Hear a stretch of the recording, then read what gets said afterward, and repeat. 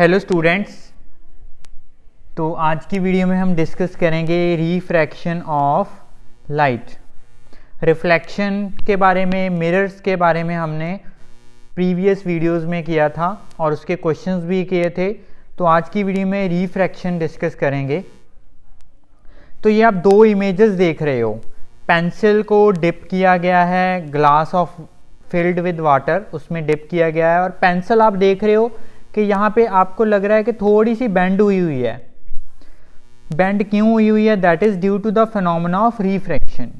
Coin को रख दिया किसी इस तरह, वाटर से फिल किया गया कोई कंटेनर है, तो कॉइन आपको स्लाइटली ऊपर की तरफ शिफ्ट हुआ दिखेगा।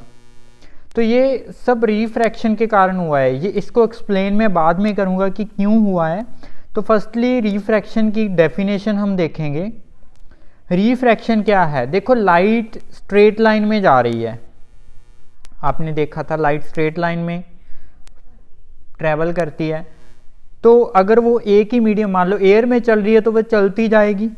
अगर उसके रास्ते में कोई और मीडियम रख दिया जाए, कोई वाटर मीडियम या कोई ग्लास का मीडियम, तो क्या होएगा? वो स्ट्रेट लाइन ही चलेगी तो स्ट्रेट लाइन ही, बट वो थोड़ा सा बेंड हो जाएगी। अपनी ओरिजिनल उसका पाथ था उससे थोड़ी सी बेंड हो जाएगी उसकी, मतलब उस फिनोमेना को हम बोलेंगे रिफ्रैक्शन ऑफ लाइट। तो रिफ्रैक्शन की डेफिनेशन लिख लेते हैं। Refraction is the phenomena of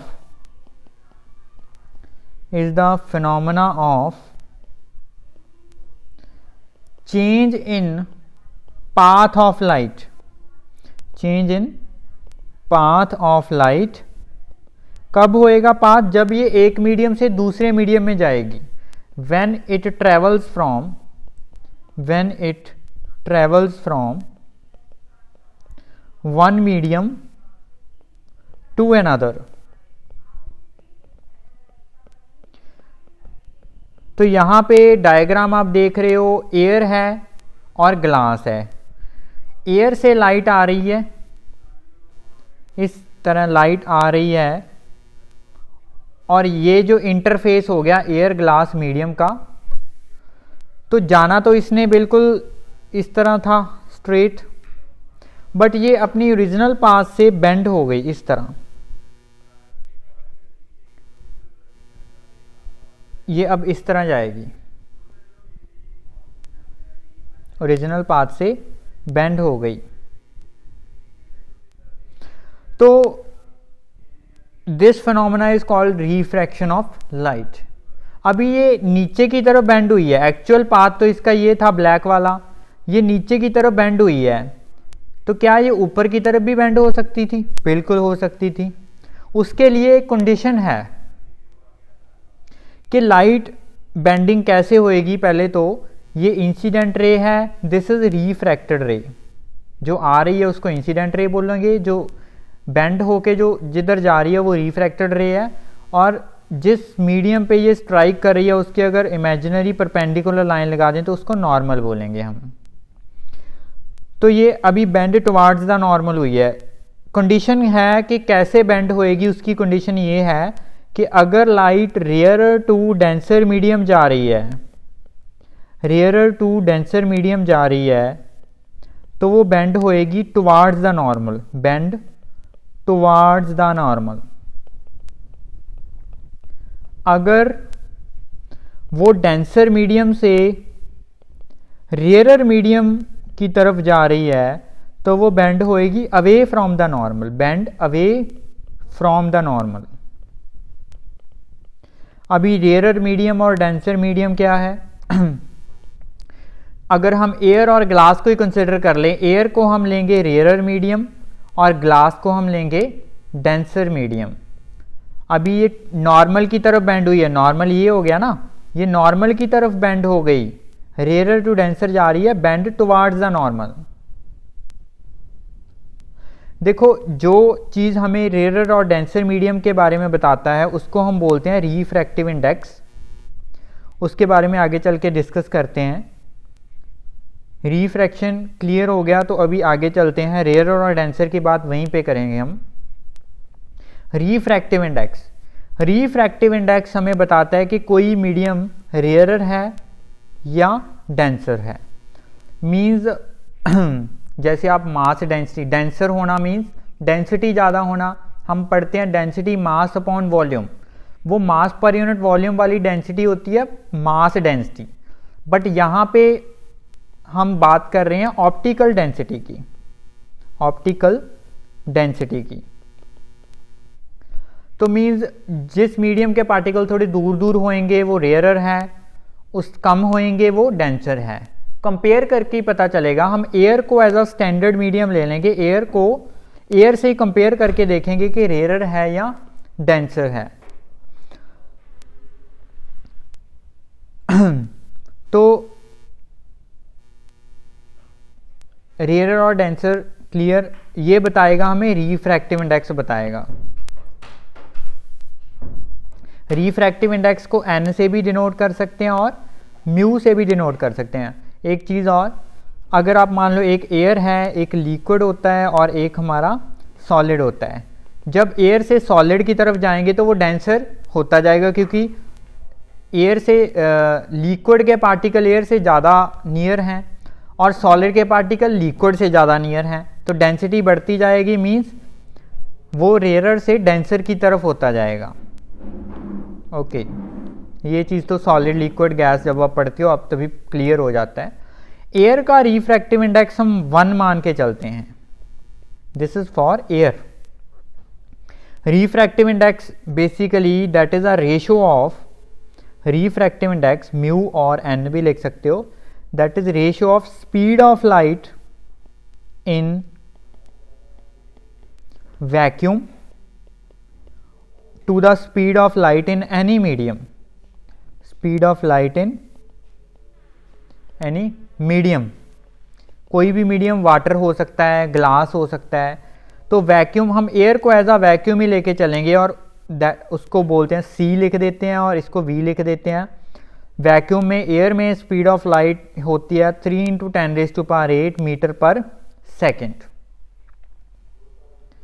तो refractive index clear. Refractive index की कुछ वैल्यूज़ हैं। एयर के लिए रिफ्रैक्टिव इंडेक्स होता है 1.0003, तो अप्रॉक्स हम 1 ही मान के चलते हैं।